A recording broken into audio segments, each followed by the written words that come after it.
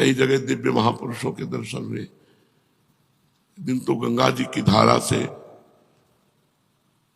12-1 का समय होगा, जंगल ऐसे खंडहर बारंडा था, उसमें पड़े थे।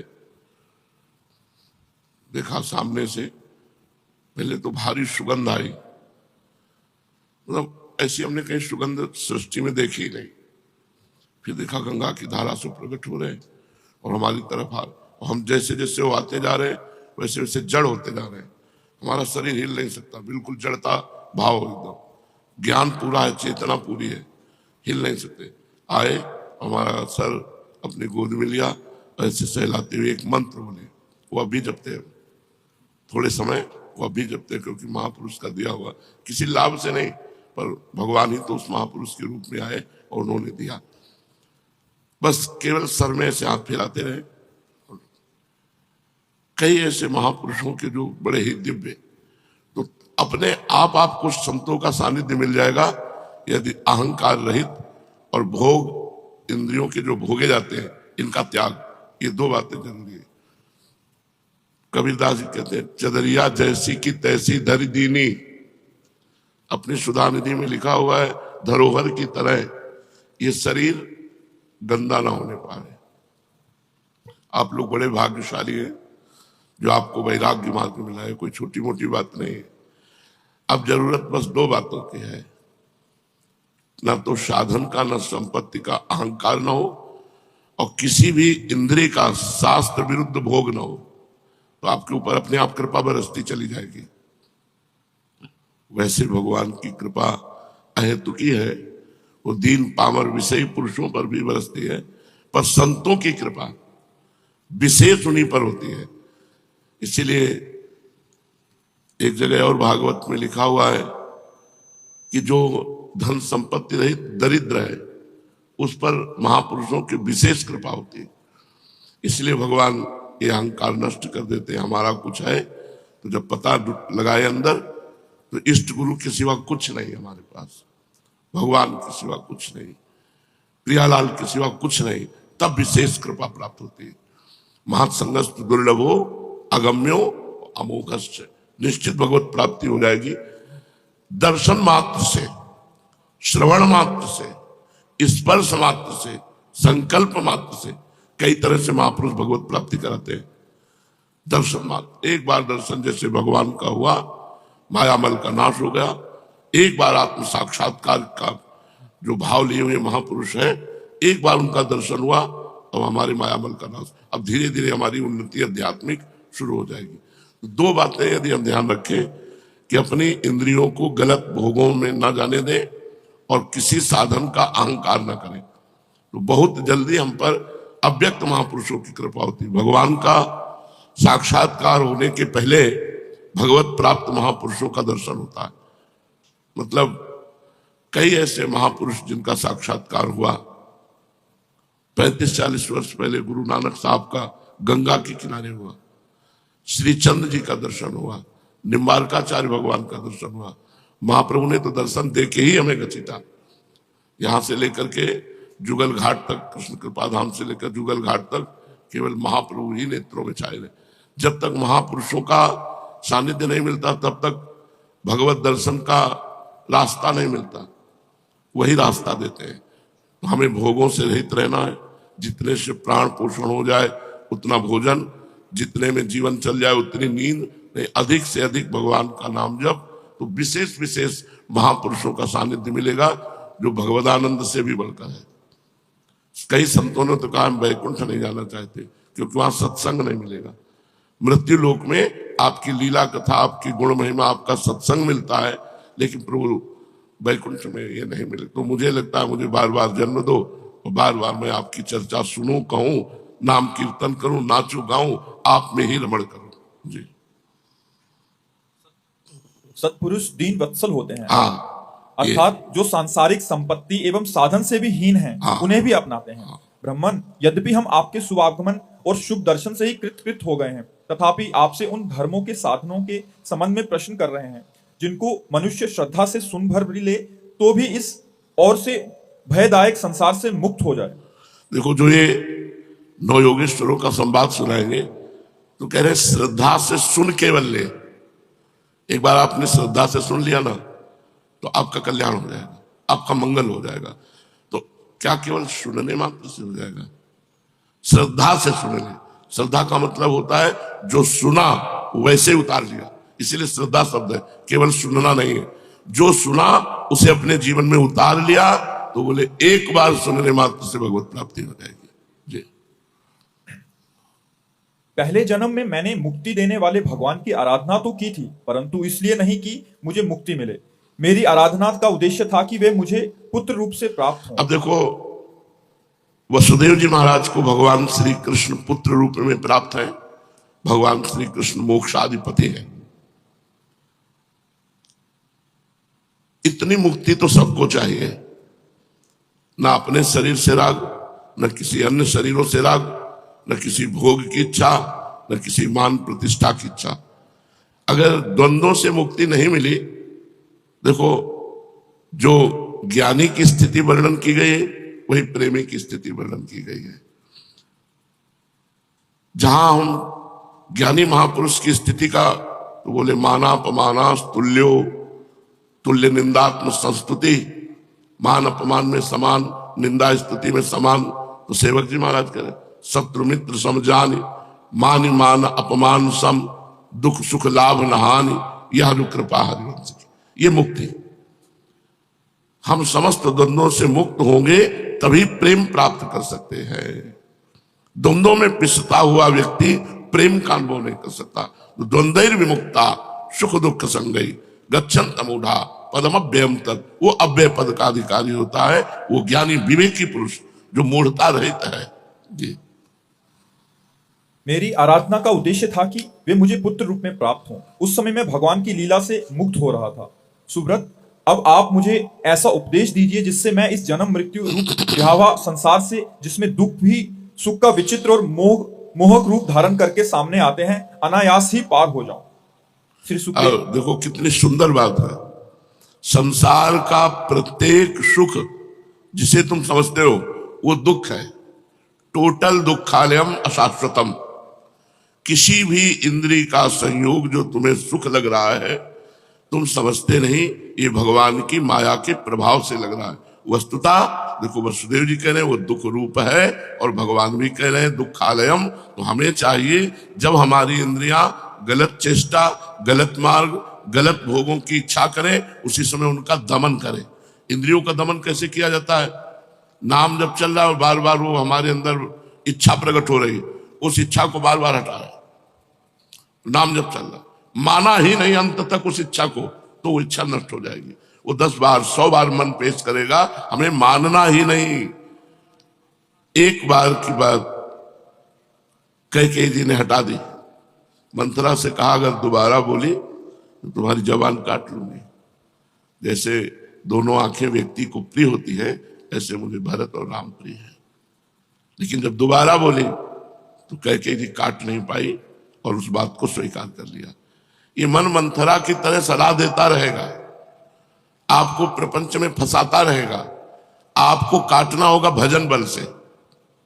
अगर आपका भजन नहीं चल रहा तो जो चल रहा है उसी का मनन हो रहा है, वो सब गंदा हो रहा है। आपको भगवदानंद का अनुभव नहीं हो रहा, उसका कारण है मन का विषयों का स्फुरण। जब तक ये बंद नहीं होगा, स्फुरण भी नहीं होता।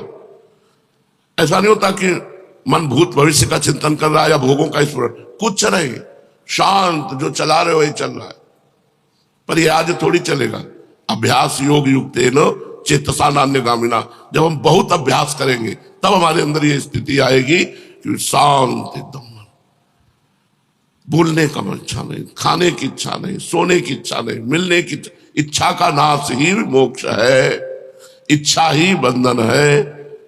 सकल कामनाहीन जे राम भगति रसलीन, जाहि न चाही कबों कछु, चाहना ही, इच्छा ही, यही बंधन है, यही भगवद विमुक्ता है। उत्तम बात है इच्छाओं का भगवान के चरणों में समर्पण कर देना। और कर पावे न कर पावे, आप तो वृंदावनवासी विरक्त मार्ग भगवत उपासी, चाहे भले गृहस्थ हो, लेकिन यहाँ सब विरक्त है क्योंकि सब प्रियालाल के लिए आए हुए हैं। जी। सुब्रत, अब आप मुझे ऐसा उपदेश दीजिए जिससे मैं इस जन्म मृत्यु रूप ब्यावा संसार से, जिसमें दुख भी सुख का विचित्र और ये- मोहक रूप से धारण करके सामने आते हैं, अनायास ही पार हो जाऊं।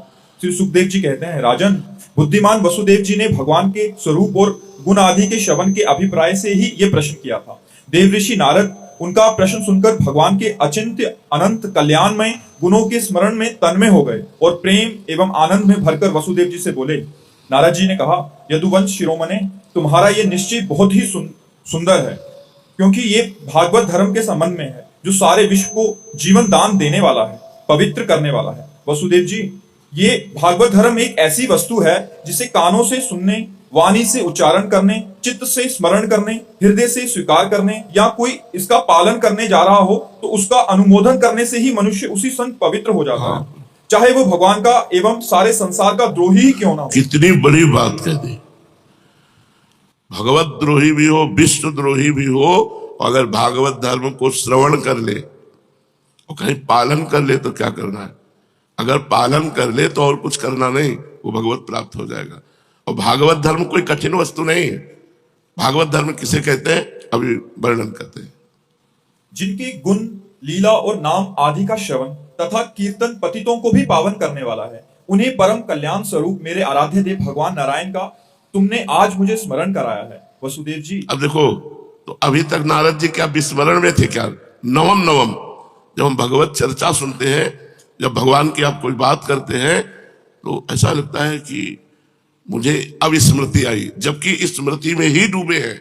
नवम जैसे कुछ लोग कहते हैं कि मंत्र जपते हुए थकान लगती है, नाम जप करते हुए थकान महसूस होती है, पाप, अभी पाप है।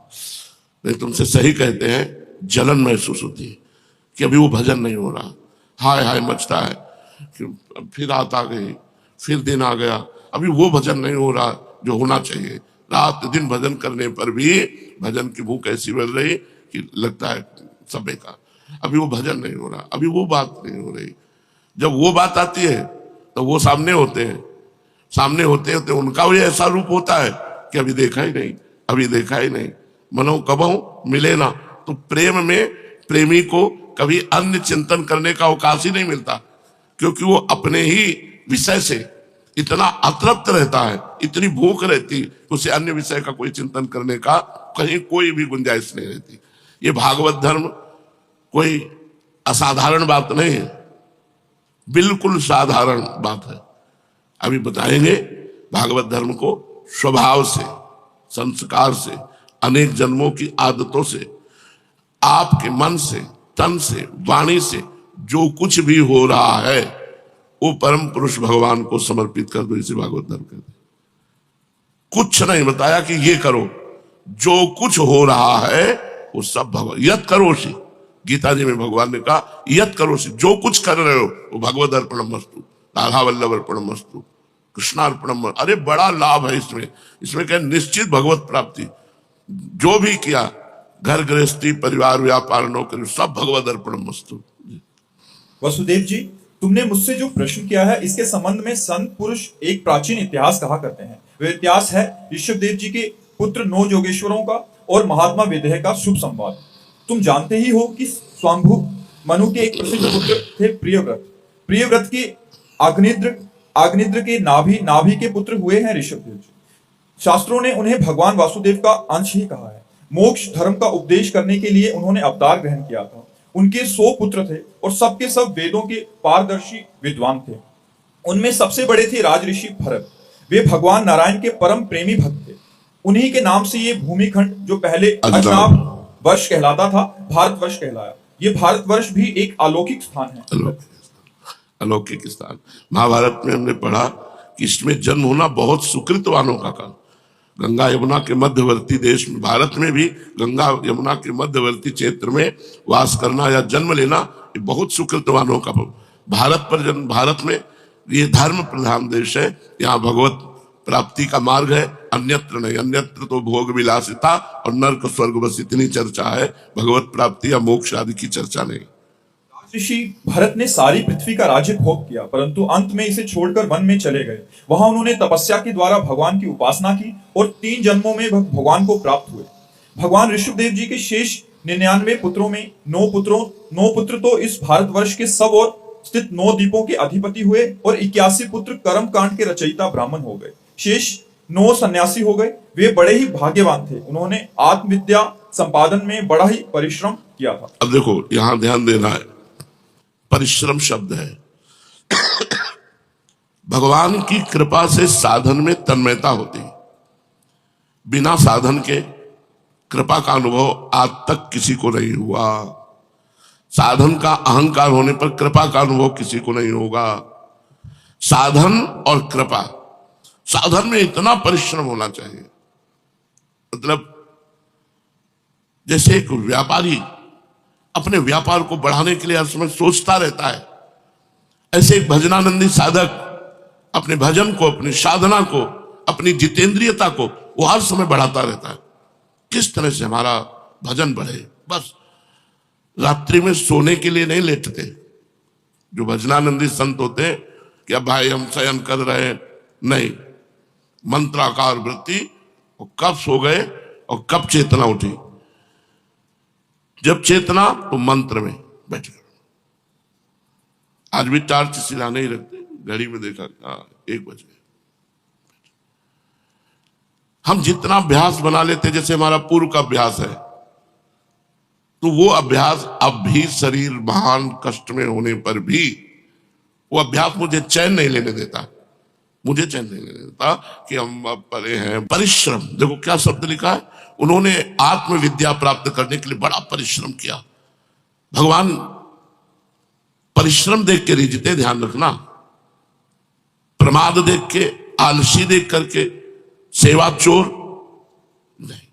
ये काम चोर जिसे कहते हैं कि भैया यशोदा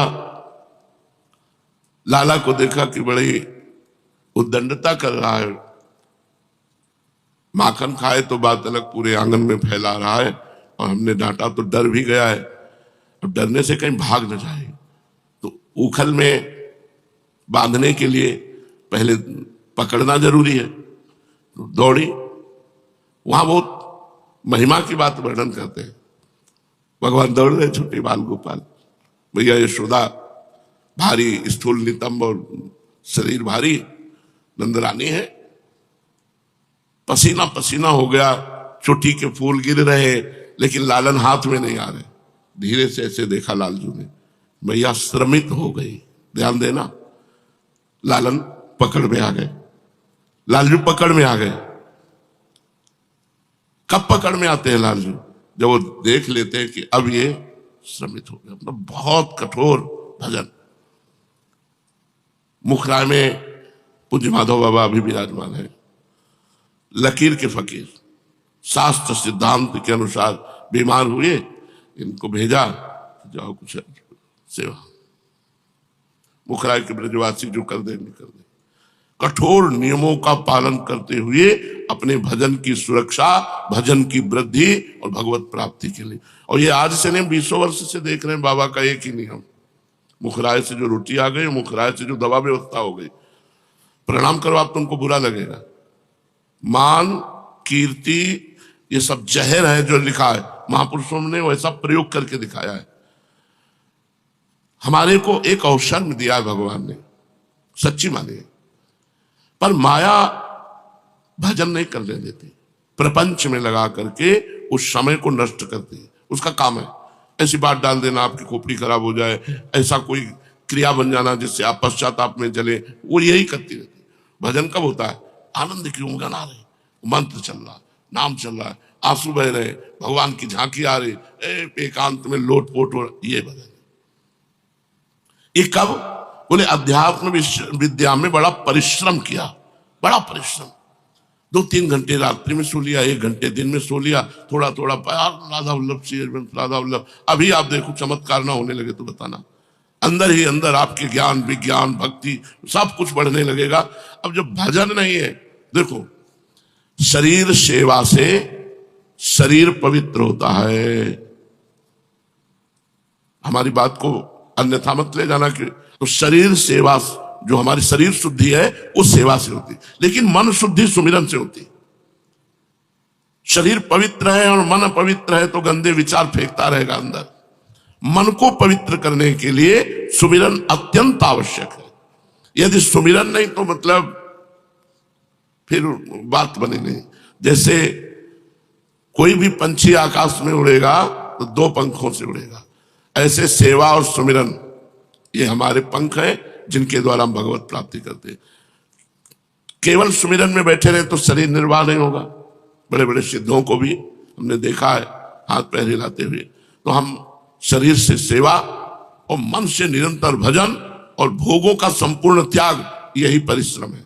बोले बड़े परिश्रम से अध्यात्म विद्या प्राप्त की। तो जब तक हम आलसी, प्रमादी, भोगी, तो फिर भगवान के मार्ग के पथिक कैसे बनेंगे? हमको चाहिए बिल्कुल जान की बाजी लगा दे, जीवित मर जाए उलट आप में समाये, यह दिलगिरी है। जिंदा मर जाना, जैसे मरे हुए पुरुष में इच्छा नहीं होती, ऐसे जीवित हमारे अंदर कोई इच्छा नहीं, एकमात्र भगवान के भजन की इच्छा। हम आपसे हृदय की बात कहते हैं कि भगवान के मिलन की चाह से भी बढ़कर बात है भगवान के निरंतर भजन की चाह। महापुरुषों से जो पकड़ा गया, भगवान से भी प्रिय बात है भगवान का नाम प्रिय लगना, और भगवान के मिलन से भी बढ़कर बात है भगवान का निरंतर भजन की चाह होना। भजन, ये हम महापुरुषों की बातें बता रहे हैं। अपने को लगता है यार भगवत प्राप्ति हो जाए, झंझट खत्म हो जाए, काम क्रोध लोभ मोह मन। भगवत प्राप्ति अक्रूर जी को हुई, उसे मंतक मणि लेकर के चले गए काशी, भगवान से दूर। खास भगवत प्राप्ति तो है ही है, लेकिन अगर भजन नहीं है तो भगवत प्राप्ति का रंग नहीं आएगा। जिसको भगवत प्राप्ति हुई भजनानंदी और भजन में डूबा भगवान की दिव्य लीला है, और भजन में डूबा भाव देह से भगवान की दिव्य लीलाओं में, और भजन में डूबा प्रिया प्रीतम उनके अधीन हो गए। जैसा वो चाह रहे वैसे प्रिया प्रीतम खेल रहे। तो परिश्रम शब्द आया है कि उन्होंने अध्यात्म विद्या के लिए बड़ा परिश्रम किया। आप ये सुबह से उठकर शौच स्नान आदि क्रिया, ये सब भजन है, क्योंकि हम प्रभु के लिए कर रहे हैं। तो हमें चाहिए आलस्य और प्रमाद छू न जाए, और खान पान से थोड़ा उदासीन रहे। भजन सरस, भोजन जिसका नीरस, पक्की बात समझ लो। और जिसका भोजन सरस उसका भजन नीरस। परिश्रम शब्द है, अगर आप साधना में परिश्रम नहीं करेंगे तो प्रमाद स्थिति आपके अंदर रहेगी, शरणागत स्थिति नहीं। ध्यान रखना, एक शरणागति के बहाने प्रमाद को पुष्ट करते रहते हैं। काहू के बल भजन को, काहू के आचार, व्यास भरोसे कुंवर के, सोवत पांव पसार। ये दोहा किस कोटि का भरोसा है वह अभी नहीं। संपूर्ण रागों का त्याग होकर लाडली के चरणों की ठसक, यही तो भजन है हर समय, हर समय। तो हमें प्रमाद स्थिति नहीं धारण करनी, हमें परिश्रम करना, पसीना चुहाना है भजन में। डट कर बार बार मन हटता है, बार बार नाम जप, हृदय जलता है, हम उससे सहेंगे। काम क्रोध जला रहे, हम उससे सहेंगे। हम भूख प्यास सहेंगे, हम रात में जगेंगे, डट के भजन करेंगे, और इसी जन्म में प्रियालाल को प्राप्त होंगे। जी। शेष 9 सन्यासी हो गए। वे बड़े ही भाग्यवान थे। उन्होंने आत्मविद्या के संपादन में बड़ा ही परिश्रम किया था, और वास्तव में वे उनमें बड़े निपुण भी थे। वे प्रायः दिगंबर रहते थे और अधिकारियों को परमार्थ वस्तु का उपदेश किया करते थे। उनके नाम थे कवि, हरि, अंतरिक्ष, प्रबुद्ध, पिपलायन, आभिर्होत, द्रुमिल, चमस, करभाजन। वे इस कार्य कारण और व्यक्त अव्यक्त भगवत स्वरूप जगत को अपने आत्मा से अभिन्न अनुभव करते हुए पृथ्वी पर स्वच्छंद विचरण करते थे। उनके लिए कहीं भी रोक टोक ना थी, वे जहां चाहते चले जाते। देवता, सिद्ध, साध्य, गंधर्व, यक्ष, मनुष्य, किन्नरों, नागों के लोकों में तथा मुनि, चारण, भूतनाथ, विद्याधर, ब्राह्मण, गौओं के स्थानों में वे स्वच्छंद विचरते थे। वसुदेव जी वे सब के सब जीवन मुक्त थे। एक बार की बात है, इस अजनाब भारत वर्ष में विदेहराज महात्मा निमि बड़े बड़े ऋषियों के द्वारा एक महान यज्ञ करा रहे थे। पूर्वोक्त 9 योगेश्वरों द्वारा स्वच्छंद विचरण करते हुए उनमें उनके यज्ञों में जा पहुंचे। वसुदेव जी वे योगेश्वर भगवान के परम प्रेमी भक्त और सूर्य के समान तेजस्वी थे। उन्हें देखकर राजा निमि, आहवनीय आदि मूर्तिमान अग्नि और ऋत्वज आदि ब्राह्मण सबके सब उनके स्वागत में खड़े हो गए। विदेहराज निमि ने उन्हें भगवान के परम प्रेमी भक्त जानकर यथा योग्य आसनों पर बैठाया और प्रेम तथा आनंद से भरकर विधि पूर्वक उनकी पूजा की। वे 9 योगेश्वरों अपने अंगों की कांति से इस प्रकार चमक रहे थे मानो साक्षात ब्रह्मा जी के पुत्र सनकादि मुनीश्वर ही हो। राजा निमि ने विनय से झुककर परम प्रेम से उनसे प्रश्न किया। विदेहराज निमि जी से कहते हैं, भगवान मैं ऐसा समझता हूं कि आप लोग मधुसूदन भगवान के पार्षद ही हैं, क्योंकि भगवान के पार्षद संसारी प्राणियों को पवित्र करने के लिए विचरण किया करते हैं। जीवों के लिए मनुष्य शरीर का प्राप्त होना दुर्लभ है। यदि ये प्राप्त भी हो जाता है तो प्रतिक्षण मृत्यु का भय सिर पर सवार रहता है, क्योंकि ये क्षणभंगुर है। इसलिए अनिश्चित मनुष्य जीवन में भगवान के प्यारे और उनके प्यार करने वाले भक्तजनों का, संत जनों का दर्शन तो दुर्लभ ही है। इसलिए त्रिलोक पावन महात्माओं, हम आप लोगों से ये प्रश्न करते हैं कि परम कल्याण स्वरूप क्या है और उसका साधन क्या है। इस संसार में आधे क्षण का दो बातें पूछी, परम कल्याण का स्वरूप क्या है और उसका साधन क्या है। परम कल्याण मतलब भगवत प्राप्ति, उसका स्वरूप क्या है और उसका साधन क्या है। जी। इस संसार में आधे क्षण का सत्संग भी मनुष्यों के लिए परम निधि है। योगेश, आधे क्षण का भी सत्संग परम निधि। ये सत्संग मिलना मतलब भगवान की विशुद्ध कृपा से सत्संग मिले, मतलब विशुद्ध कृपा। जब द्रवई दीन दयालु राघव तो साधु संगति पाइए, बैठ करके भगवत चर्चा होना बहुत बड़ी यज्ञ है, ये बहुत बड़ा कार्य है। इससे निश्चित मन की मन, आप लोग आए भी इसी से तो हो, सत्संग के प्रभाव से ही तो संसार का त्याग करके वृंदावनवासी भगवत उपासी बने हो। जी। योगेश्वरों, यदि हम सुनने के अधिकारी हों तो आप कृपा करके भागवत धर्म का उपदेश कीजिए, क्योंकि उनसे जन्मादि विकार से रहित एक रस भगवान श्री कृष्ण प्रसन्न होते हैं और उन धर्मों का पालन करने वाले शरणागत भक्तों को अपने आप तक का दान कर डालते हैं। देवऋषि नारद जी ने कहा, वसुदेव जी, जब राजा निमि ने उन भगवत प्रेमी संतों से ये प्रश्न किया, तब उन लोगों ने बड़े प्रेम से उनका और उनके प्रश्नों का सम्मान किया और सदस्य तथा ऋत्विज के साथ बैठे हुए राजा निमि से बोले। पहले उन 9 योगेश्वरों में से कवि जी ने कहा, राजन, भक्तजनों के हृदय से कभी दूर न होने वाले अच्युत भगवान के चरणों की नित्य निरंतर उपासना ही इस संसार में परम कल्याण, आत्मिक क्षेम है और सर्वथा भय शून्य है। हाँ, परम कल्याण क्या है? 9 योगेश्वर में जो पहले योगेश्वर बोले, नित्य निरंतर, नित्य शब्दों का सारा खेल है, नित्य निरंतर भगवान श्री हरि के चरण कमलों की उपासना। कभी हम लीला गायन कर रहे हैं, कभी सेवा कर रहे हैं, कभी नाम जप कर रहे हैं, कभी नाम कीर्तन, नित्य निरंतर केवल उन्हीं की, भगवान श्री हरि। देखो, आस्वादनीय तो हरि ही है। आस्वादन केवल किशोरी जो करती है, आस्वादन केवल किशोरी जो करते हैं श्री कृष्ण का, दूसरे की सामर्थ्य नहीं। अगर कोई आस्वादन कर पाया तो किशोरी जी की कृपा से श्री कृष्ण का आस्वादन कर पाया।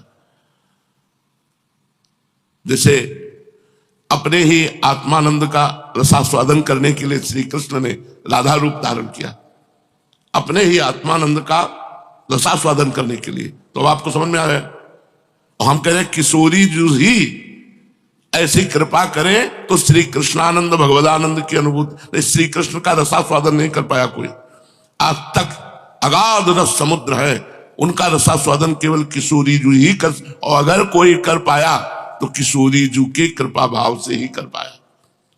ये पाद पद्मनख चंद्रमणि छटाया विस्फुरितम किमपि गोपवधू स्वदर्शी पूर्णानुराग रस सागर सार मूर्ति साराधिका मई कदापि कृपाम करोति। राधा दास मपास्य प्रेतते गोविंद संगासया सोयम पूर्ण सुधारुचे परिचयम राकाम विना कांक्षते। अगर राधा चरणों का दास्य नहीं है, श्री जी के चरणों की उपासना नहीं है, तो गोविंद का सम्यक रूप से रसास्वादन नहीं किया जा सकता।